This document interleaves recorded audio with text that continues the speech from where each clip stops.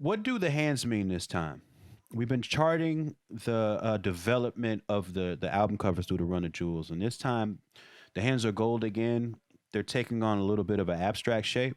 Sort of, Yeah, sort of yeah. gold. Yeah, there's some gold in there, but mostly black with reflections of Hmm. gold. And well, in our continuing quest to sort of move and gain momentum in a direction, I started thinking about how we kind of were getting a little further away from the cartoonishness of Hmm. what Run the Jewels was. Run the Jewels 3, we took it into a third dimension, and we stripped away the chain, which needed to be stripped away for multiple reasons.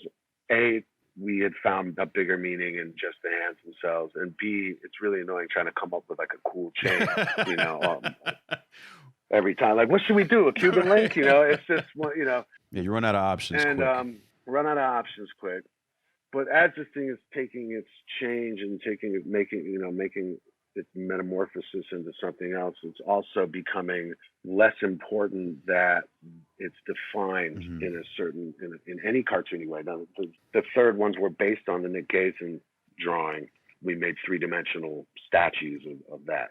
The fourth one, it just felt like it was closer to getting rid of all of that dressing, and sort of getting it closer to an elemental Hmm. thing, like something you might find buried in, Yeah.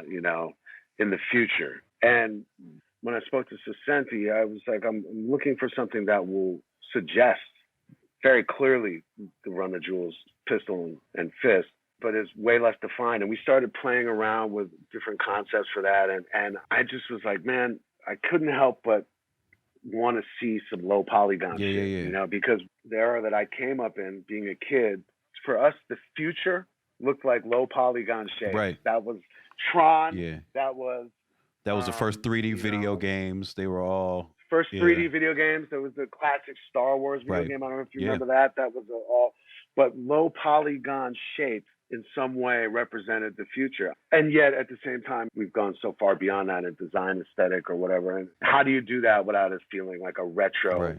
thing? But at the end of the day, it was really just the idea of turning this not into two Hmm. hands, but more closer to a Right. symbol, closer to, an archetype, like Like the it platonic represents. ideal of what Run the Jewels is. Sure, or this, yeah, yeah, and also the essence of it, Hmm. Hmm. the essence of the hands, without it being the same riff on the same sort of goblin-y, thing. We wanted it to almost be something you could project onto, Yeah. and that's actually something that we're doing with the hands.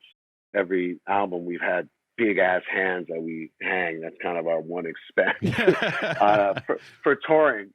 Besides lights and shit. We keep it really simple. We always based our touring idea on Run DMC, Hmm. which was Run DMC was doing stadiums with 2 rappers Right. and a DJ, Right. and making that shit thrilling. And they might have a big giant Run DMC, behind them. So we actually are projecting in Mm. light and things onto these because of the way it's shaped. But anyway, again, let me also tell you that for our last conversation, I decided I should probably get pretty stoned. So, It's a celebration. all right, all right. If I'm being honest, there was no correlation Yeah. between me getting stoned and us talking. I just realized just now that I am really high. But yeah, that was basically it, man. Just to kind of once again give it more room to breathe. I feel like now that we have this new symbol, it's closer to what it is really, and it's a bit of a rebirth. Mhm. It's a new template. It gives room. Remember we were talking about the last album, and you sort of brought up the idea that doing the transformation to the goal hands almost felt like an ending. Yeah.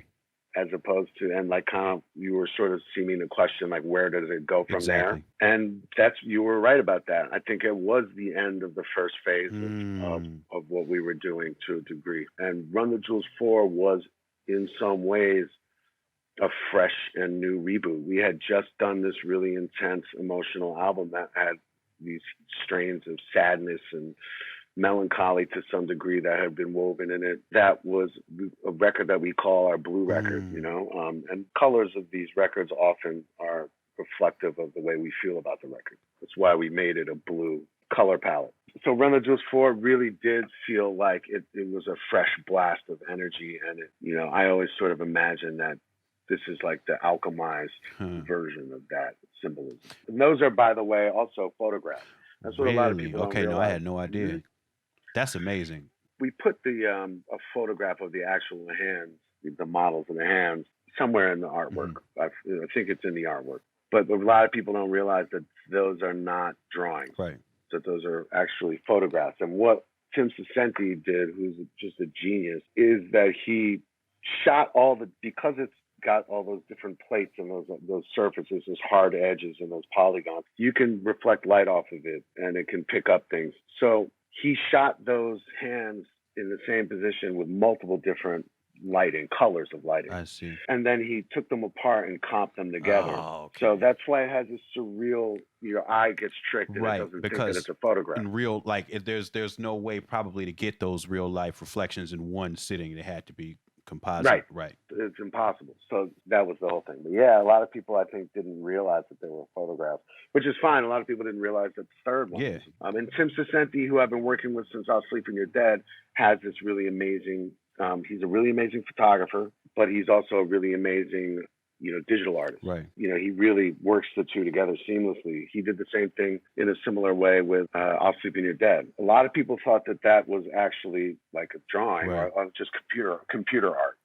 I remember someone was trying to shit on it, being like, "Oh, you used the Photoshop, flare light," and that wasn't the case. Obviously, the case was that we shot this mirror with real smoke and with real lights over it. But Tim is just a master of obscuring that, making your eye not really know the deal. What are we talking about?